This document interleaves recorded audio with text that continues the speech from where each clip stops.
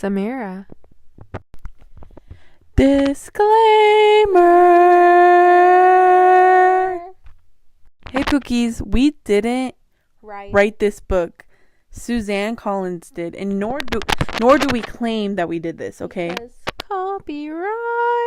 Copy. Another disclaimer.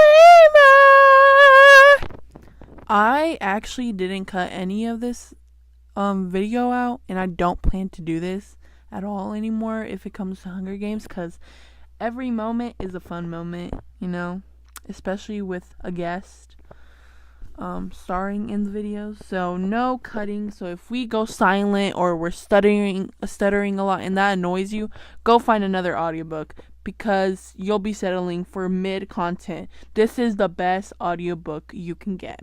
Thank you. Don't have it too close to my face. Girl, she don't know how to hold the mic. Yes, I do. Okay, let's start with the first page. The Hunger Games by Suzanne Collins for James Primrose. Let's say that. Part 1, The Tributes. This is page 1.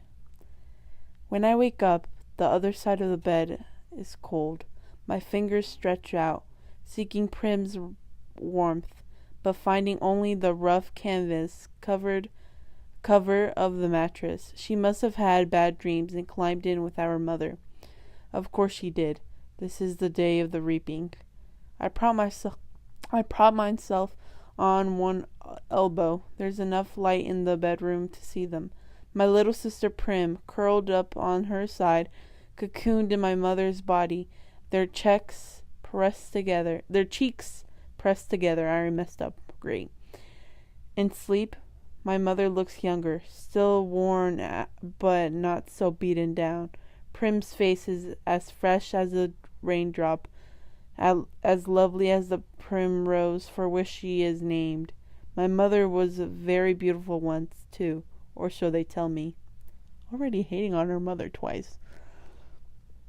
Sitting at Prim's knees, guarding her, is the world's ugliest cat, smashed in nose, half of one ear missing, eyes the color of rotting squash. Prim named him Buttercup, insisting that his muddy yellow coat matched the bright flower.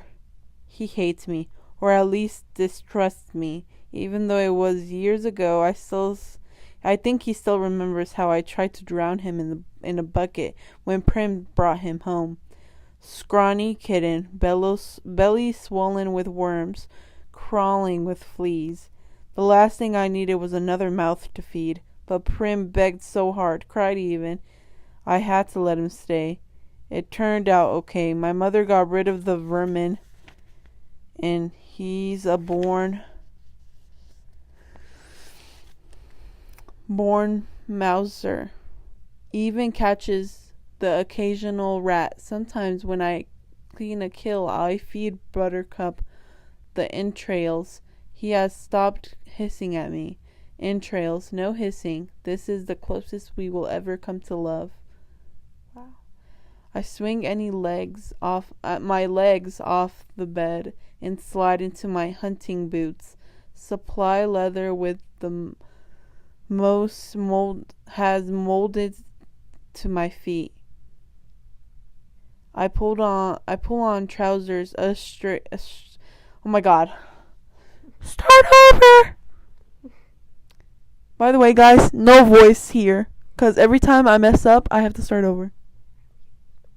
Okay. You go with me?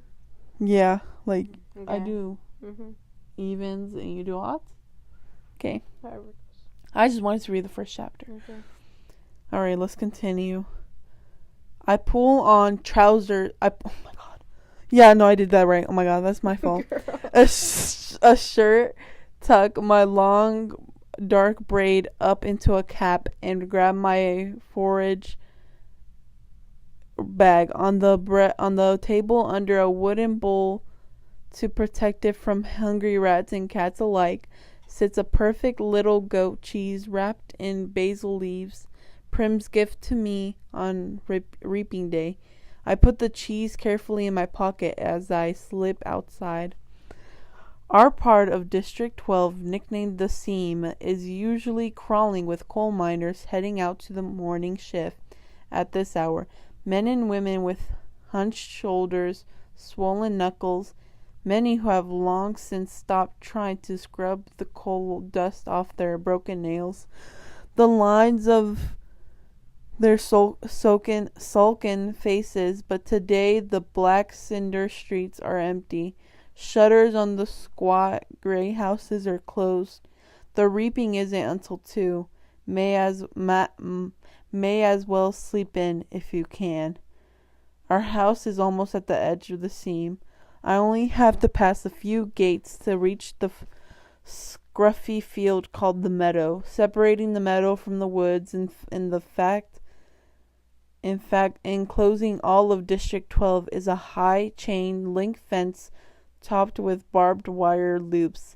In theory, it's supposed to be electrified 24 hours a day as a deterrent to the predators that live in the woods, packs of wild dogs, lone cougars, bears that used to threaten our streets. But since Transferring to Samira now. haha, We're lucky. don't do that. I'm not bending. I'm making sure this. Okay. Sorry. Sorry, guys. Disclaimer. I'm sorry. It's just like a lot. Okay. We're lucky to get 2 or 3 hours of electricity in the evening. It's usually safe to touch. Even so, I always take a moment to listen carefully for the hum. That means the fence is live. Right now, it's silent as stone, concealed by clumps of bushes. I flatten out on my belly and slide under a 2-foot stretch that's been loose for years. There are several other weak spots in the fence, but this is one. Oh, come on, what did I do? But this one is so close to home. I almost always enter the woods here. As soon as I'm in the trees, I retrieve a bow and stash of arrows from a howl log. Electrified or not, the fence has been successful at keeping the flesh eaters out of District 12. Inside the woods, they roam freely, and there are added concerns like venomous snakes, rabid animals, and no real path to follow. But there's also food if you know how to find it. My father knew, and he taught me some before he was blown to bits in a mine explosion. There was nothing even to bury. I was 11 then. 5 years later, I still wake up screaming for him to run. Even though trespassing in the woods is illegal and poaching carries the severest of penalties. Most people would risk it if they had weapons, but most are not bold enough to venture out with just a knife. My bow is a rarity, crafted by my father along with a few others, and I keep well hidden in the woods, carefully wrapped in waterproof covers. My father could have made good money selling them, but if the officials found out, he would have been publicly executed for inciting a rebellion. Okay. Most of the peacekeepers turn a blind eye to the few of us who hunt because they're as hungry for fresh meat as anybody else. In fact, they're among our next page. That was me. I thought we were doing even and odd. I thought we were doing like one page. You do one page. Oh, okay. You get what I mean? Mm-hmm. Okay. Best customers, but the idea that someone might be arming the seam would never have been allowed. In the fall, a few brave souls sneak into the woods to harvest apples, but always in sight of the meadow, always close enough to run back to safety of District 12 if trouble arises. District 12 where you can starve to death in safety, I mutter.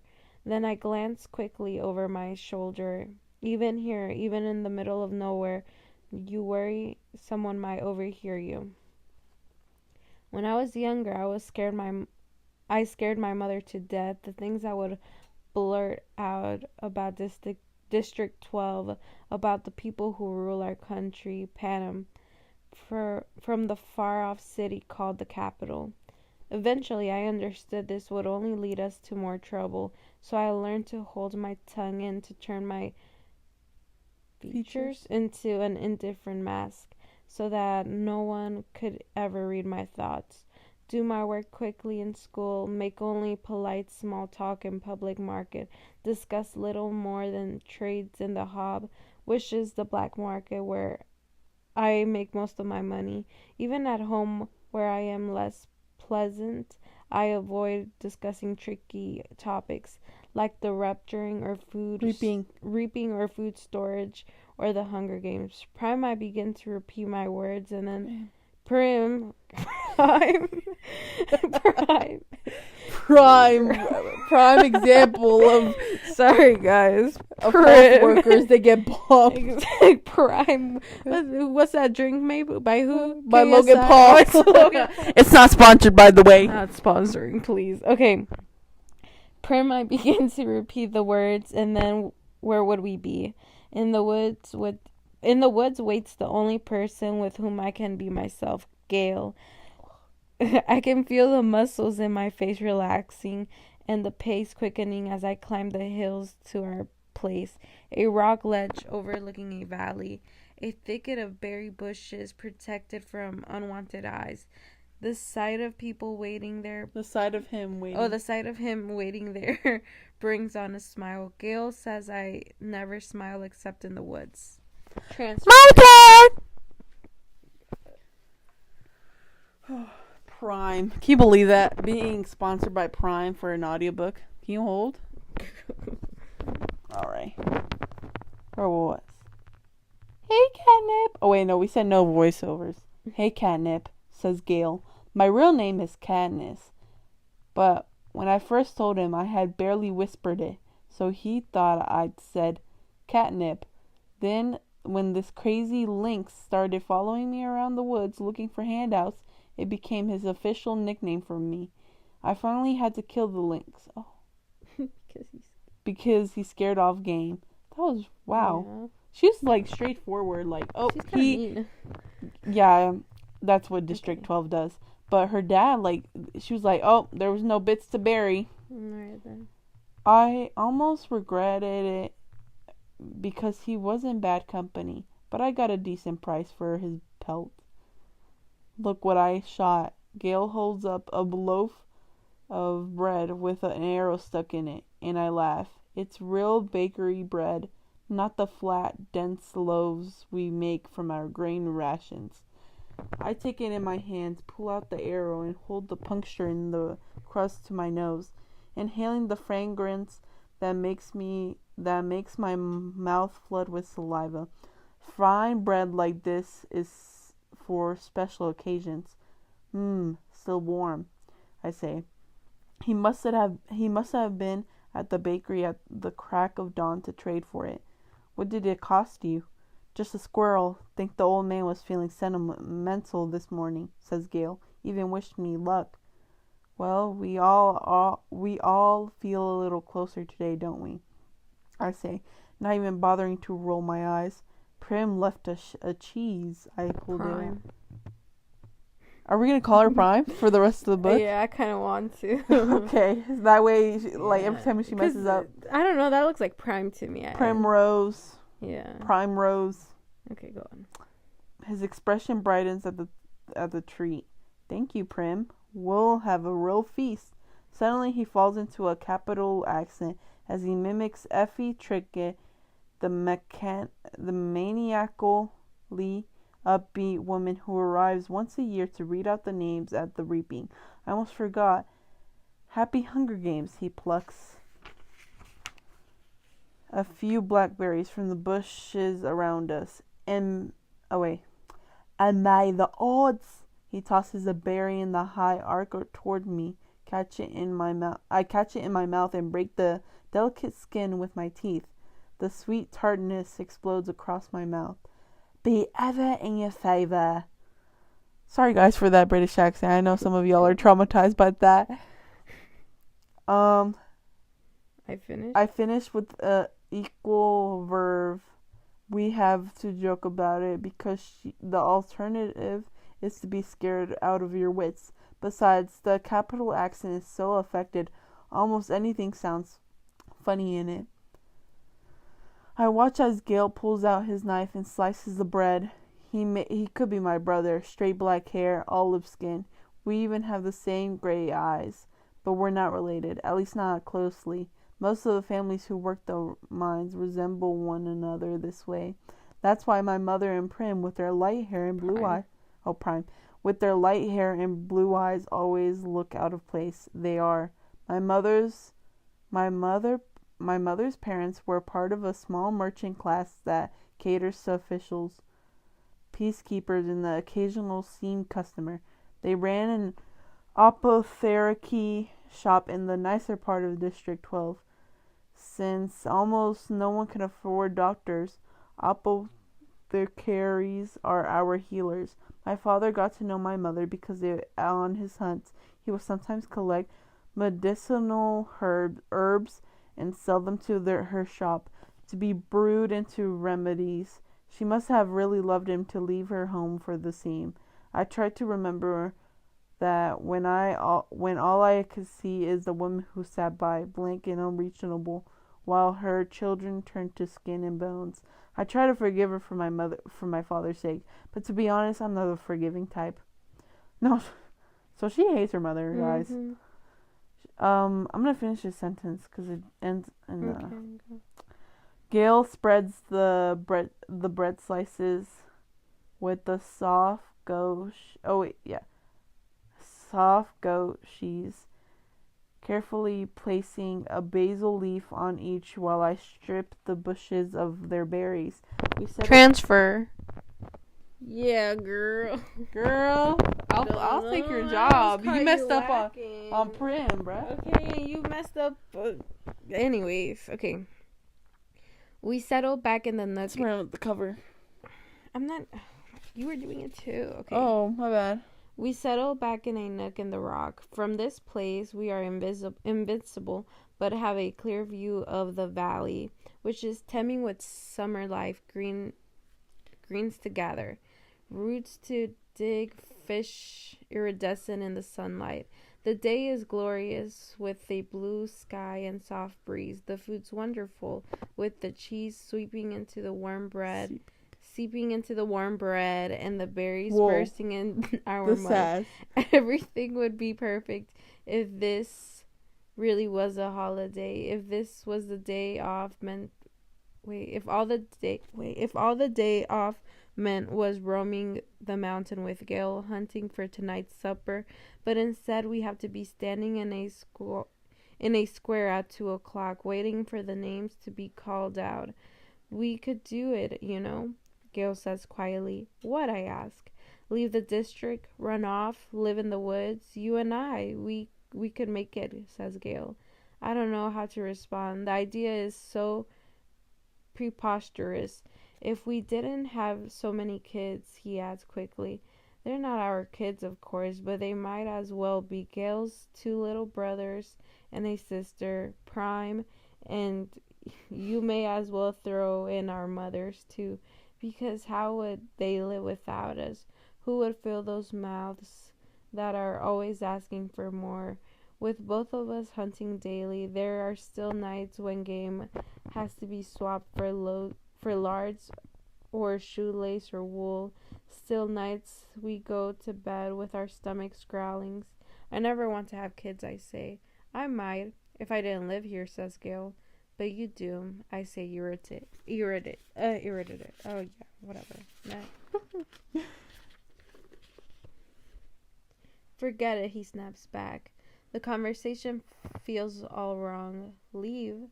How could I leave Prim, who is the only person in the world I'm certain I love, And Gail is devoted to his family. We can't leave, so why bother talking about it? And even if we did, why'd she say it twice? And even if we did, Da da da.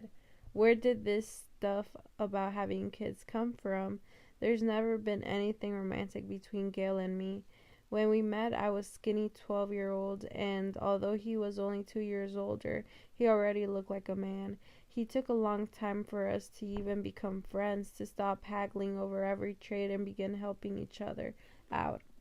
Besides, if he wants kids, Gail won't have any trouble finding a wife.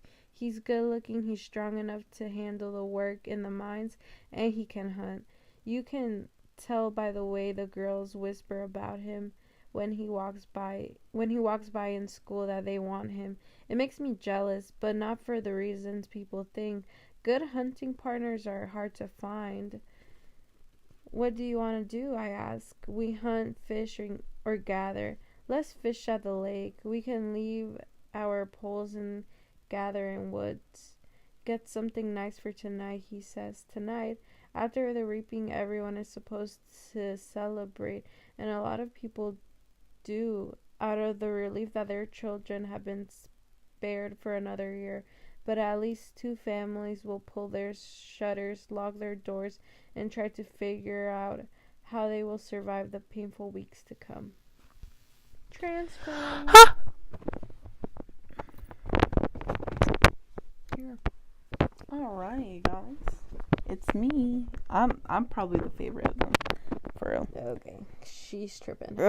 Okay, they barely know you. Okay. They're my fans already. They made it through 3 chapters of Twilight with me, so Come on.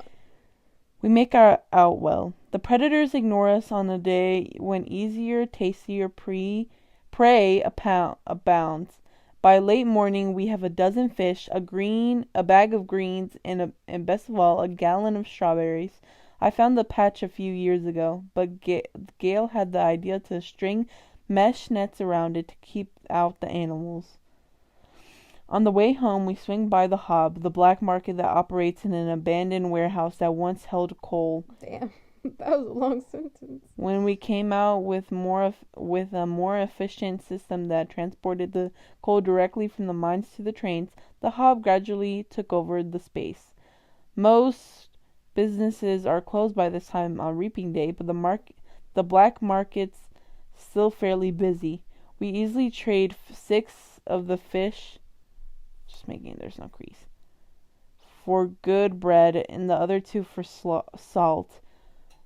Greasy Say, the bony old woman who sells bowls of hot soup from a large kettle, my God, Carol, takes half the greens off our hands in exchange for a couple of chunks of paraffin.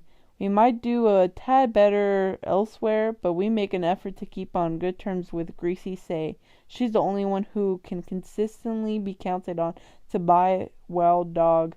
We don't hunt them on purpose, but if you're attacked, you could take out a dog or 2. Well, meat is meat. Oh no. Once it's in the soup, I'll call it beef, Greasy Say says with a wink. No one in the seam would turn up their nose at a good leg of wild dog, but the peacekeepers who come to the Hob can afford to be a little bit choosier. When we finish our business at the market, we go to the back door of the mayor's house to sell half of the strawberries, knowing he has a particular fondness for them and can afford our price. The mayor's daughter, Madge, opens the door.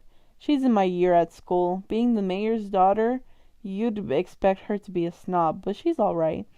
She keeps to herself, like me. Since neither of us really has a group of friends, we seem to end up together a lot at school, eating lunch, sitting next to each other at assemblies, partnering for sports activities.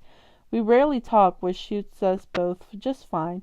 Today, her drab school outfit has been replaced by an expensive white dress, and her blonde hair is up done up with a pink ribbon. Reaping clothes. Pretty dress, says Gail. Madge shoots him a look, trying to see if it's a genuine compliment or if he's just being ironic. It is a pretty dress, but she would never be wearing it ordinarily. She presses her lips together and then smiles. Well, if I end up going to the capital, I want to look nice, don't I? Now it's Gail's turn to be confused. Does she mean it, or is she messing with him? I'm guessing the second. You won't be going to the capital, says Gail coolly. His eyes land on a small circular pin that adorns her dress. Real gold, beautifully crafted. It would keep a family in bread for months. What can you have? 5 entries? I had 6 when I was just 12 years old. That's not her fault, I say. No, it's no one's fault. Just the way it is, says Gail. Madge's face has become closed off. She puts the money for the berries in my hand. Good luck, Cadmus. You too, I say, and the door closes. Transferring. Again. Oh my. We walk towards the seam in silence. I don't like that Gail took a dig at Madge, whatever her name is. But he's right, of course. The reaping system is unfair, with the poor getting the worst of it. You become eligible for the reaping the day you turn 12. That year, your name is entered once, at 13 twice, and so on, until you reach the age of 18, the final year of eligibility.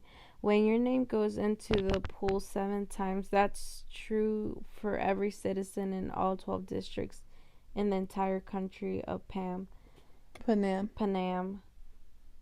City. Oh my gosh, my guts. Did they hear that? Probably. But here's the catch. Say you are poor and starving as we are. You can opt to add your name more times in exchange for treasury. Tessera. Tessera? Mm-hmm. Each tessera is worth a meager year's supply of grain and oil for one person. You may do this for each of your family members as well. So at the age of 12, I had my name entered 4 times. Once because I had to, and 3 times for the tessera for grain and oil for myself, Prime, and my mother. In fact, every year I have needed to do this, and the entries are cumulative. Yeah. Cumulative. So now at the age of 16, my name will be in the reaping 20 times. Gail, who is 18, has been either helping or single-handedly feeding a family of 5 or 7 years. Will have his name in 42 times. Damn. I know. Damn. You can see why someone like Madge, who has never been at risk of needing a tessera, can set him off. The chance of her name being drawn is very slim compared to those of us who have lived in the seam. Not impossible, but slim. And even though the rules were set up by the capital, not the district, certainly not Madge's family, it's hard not to resent those who don't have to sign up for tessera. Next page. Okay, this could be ASMR. Don't do that. Kidding. Okay. Gail knows his anger at Marge is misdirected. On other days, deep in the woods, I've listened to him rant about how the tessera are just another tool to cause misery in your district, a way to plant hatred between the starving workers of Seam and those who can generally count on supper, and thereby ensure we will never trust one another. Okay. Come on, stop. Okay, it's to the capital's advantage to have us divided among ourselves. He might say if there were no years to hear but mine. If it wasn't reaping day, if a girl with a gold pin and no treasure had made what I'm sure she thought was a harmless comment. As we walk, I glance over at Gail's face, still Smoldering. smoldering underneath his stony expression. His rages seem pointless to me, although I never say so. It's not that I don't agree with him. I do. But what good is yelling about the Capitol in the middle of the woods? It doesn't change anything. It doesn't make things fair. It doesn't fill our stomachs. In fact, it scares off the nearby game. I let him yell, though. Better he does it in the wood than in the district.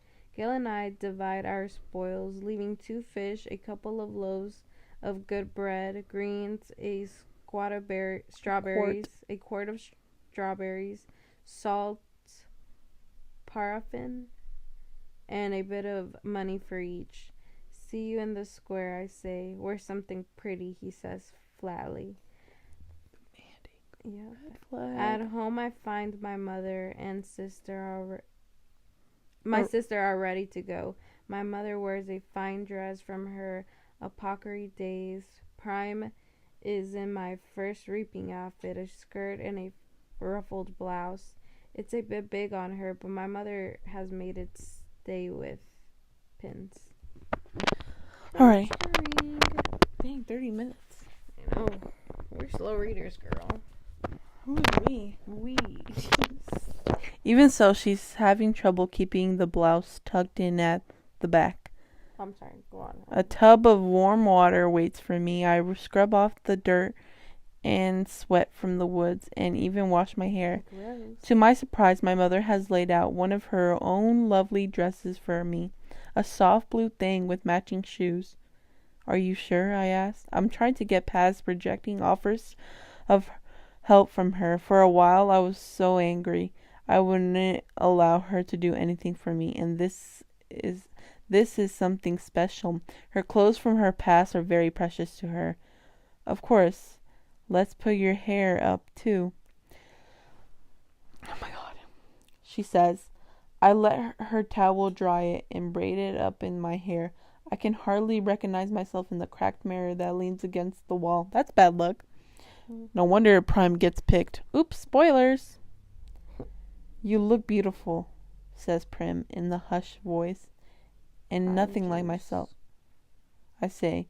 I hug her because I know these next few hours will be terrible for her. Her first reaping. She's about as safe as you can get, since she's only entered once. I wouldn't let her take any tessera, but she's worried about me.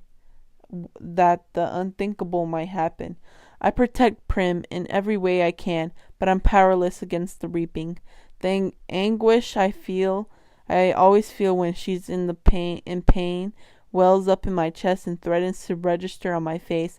I noticed her blouse was pulling out of her skirt in the back, and I forced myself to stay calm. Tuck your tail in, little duck. Oh, that's so cute. I say, smoothing the blouse back in place. Prim giggles and gives me a small quack. Ew, corny. Quack yourself. Quack yourself, I say with a little laugh, the kind only Prim can draw out of me. Come on, let's eat, I say, and plant a quick kiss on top of her head. Oh, girl, I'm already done. You take like 20 minutes because to finish. I really be getting in the character's emotion, fish girl. and greens are always cooking in this stew, but that will be for supper. We decide to save the berries and bakery bread for this evening's meal to make it special, we say. Instead of we drink milk from Prim's goat lady and eat the rough bread made from the tessera grain, although no one has much appetite anyway. At 1 o'clock we head for the square. Attendance is mandatory unless you are on death's door. This evening officials will come around and check to see if this is the case. If not, you'll be imprisoned.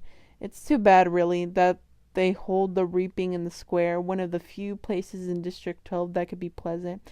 The square is surrounded by shops, and on public market days, especially if there's good weather, it has a holiday feel to it. But today, despite the bright banners hanging on the buildings, there's an air of grimness. The camera crews perched like buzzards on rooftops only add to the effect. People file in slightly and sign in. The reaping is a good opportunity for the capital to keep tabs on the population as well. 12. Throughout 18-year-olds are herded into roped areas marked off by ages. The oldest in the front. Oh my god! That voice crack. I know, girl. The oldest in the front, the youngest, like prim toward the back. Family members line up around the permit. What the? Perimeter? Permit. You see, girl? Perimeter?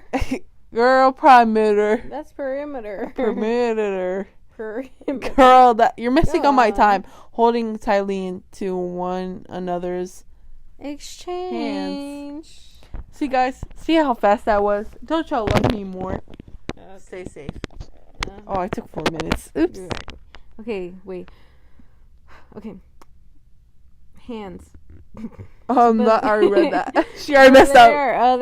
There are others too who have no one they love at stake, or who no longer care, who sip among the crowd, taking bets on the 2 kids whose names will be drawn.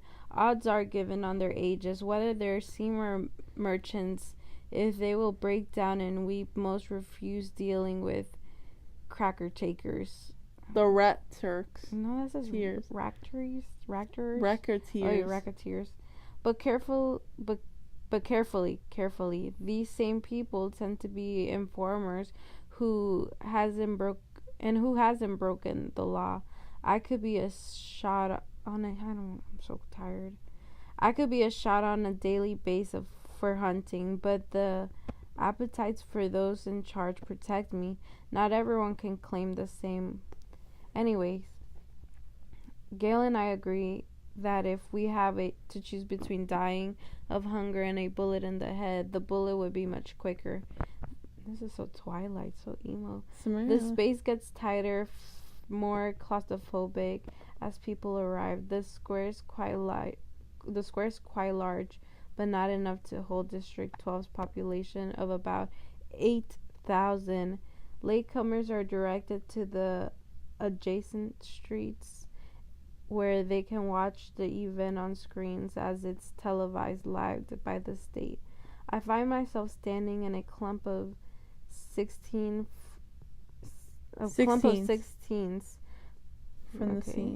from the scene. We all exchange terse nods, then focus our attention on the temporary stage that is set up before the Justice Building. It holds 3 chairs, a podium, and 2 large glass balls, one of the boys and one for the girls. I stare at the paper slips in the girls' ball. 20 of them have Katniss Everdeen written on them in careful handwriting. 2 of the 3 chairs filled with March fathers, Major Undersea, who's a tall, balding man, an Effie trinket. District 12 escorts fresh from Capitol with her scary. Damn, this page was hard to read for some reason. I feel like I sucked at it. White grind, pinkish hair, and spring green suit. They murmur to each other, then look with concern at the empty seat. Just as the town clock strikes 2, the mayor steps up to the podium and begins to read. It's the same story every year. He tells us the history of Panam, the country the country that rose up out of the ashes of a place that was called North America. He listens to the disaster. He lists the disasters, the droughts, the storms, the fires, the engrossing seas, and that swallowed up so much of the land. The brutal war